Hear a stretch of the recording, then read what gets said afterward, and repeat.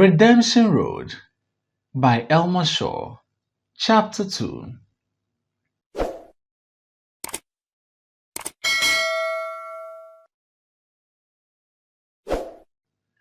As the driver parked the Pajero at the Temple of Justice, Moses Vane looked at the bumper sticker pasted on the dashboard. In the cause of the people, the struggle continues. It was the rallying cry of President Doe and his People's Redemption Council in the days following the 1980 coup. But Vane had not yet stopped using it. He got out of the passenger seat of the large vehicle and strode quickly towards the courthouse. There wasn't much time to lose. Too many lives were hanging in the balance. Why am I always in charge when lives are hanging in the balance? He wondered.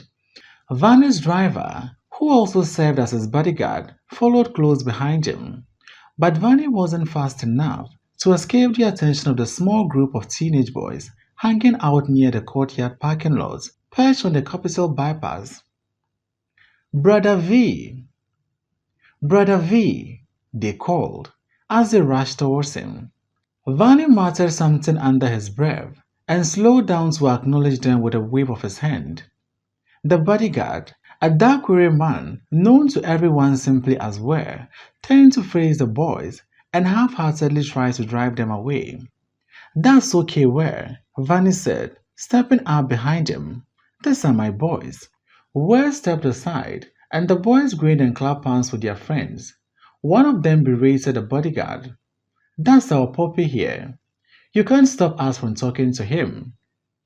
"No way," another boy said. "It's true. He's our father." Vani smiled. The boy who spoke up first was called Simeon. Vani also knew Alfonso, the smallest one. He recognized some of the others, but didn't remember their names. They had grown up so fast. The boys looked up at him now, expectantly. "We are still here, oh," Simeon said, the pep gone from his voice. Vani swallowed hard and placed a heavy hand on Simeon's shoulder. "I see you," he said solemnly, knowing that was not enough. Vani knew all too well what it was like to be young, displaced and unemployed. When he was just 11 years old, he was with his parents in a crowded minibus traveling to Senecoya to Morovia, when the driver lost control and tumbled into a ravine. The bus was made to hold 15 passengers, but the owner had restructured the inside to take almost twice the limit. The roof of the bus was piled high with bags, market produce, several chickens, a goat, and a small pig. 10 people lost their lives that day, including his parents. After the accident, his two younger sisters were taken in by his mother's sister, and he went to Morovia to live with his uncle. It was not a time he liked to think about, but it was a time that changed the course of his life. Vani focused on Simeon's face. He could see the boy had not yet lost hope, despite all he had lived through. But what would his future be like? And will Alfonso too have to grow up on the streets? Time was not waiting, but by the grace of God, he vowed silently, things were going to change. "I won't forget you," Vani promised the boys before he walked away.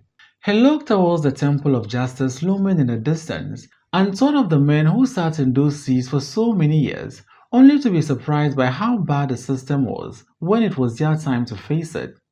Justice. Where was the justice in this God-forsaken place? In his day, they used to call for justice. Nowadays, everyone was calling for peace. When will they understand? There can never be true peace in Liberia until there's equity for the masses. No justice, no peace. How many times did they have to say it? He only wished the people would rise up to liberate themselves. That was key. The task was doubted, but not impossible.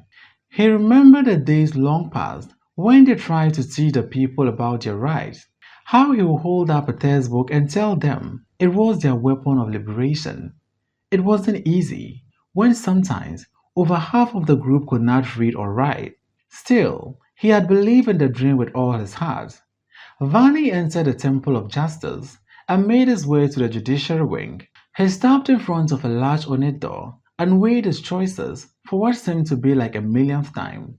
Then he took a deep breath and knocked on the door with a renewed determination. In the cause of the people, the struggle has continued long enough, he thought. Now it's time for the struggle to end.